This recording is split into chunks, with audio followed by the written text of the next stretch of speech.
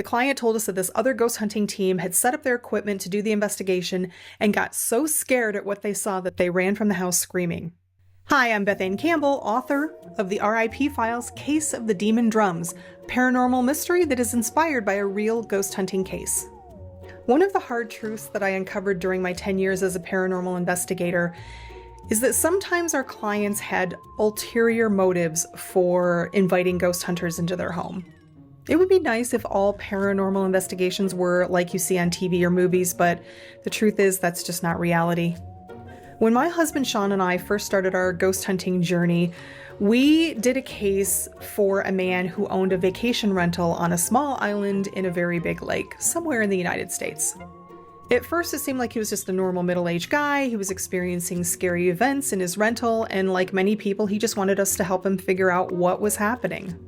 In the initial interview, we were told that we were not the first investigation team to come out to this island VRBO, and that was the first, I'm going to call it a yellow flag. I mean, we'd had other clients who did multiple investigations. That was not abnormal, but it did make me wonder, especially when the client told us that this other ghost hunting team had set up their equipment to do the investigation and got so scared at what they saw that they ran from the house screaming.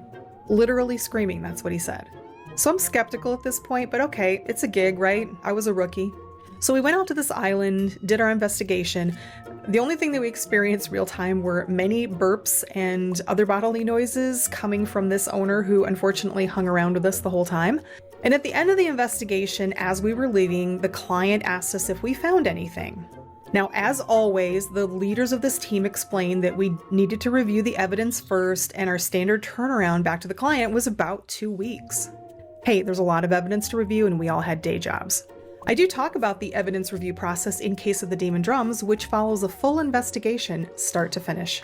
So we went on our way, had the same great communication in the few days afterwards, and then about a week into it, we discovered this online article that the rental owner had written in which he kind of bashed our team.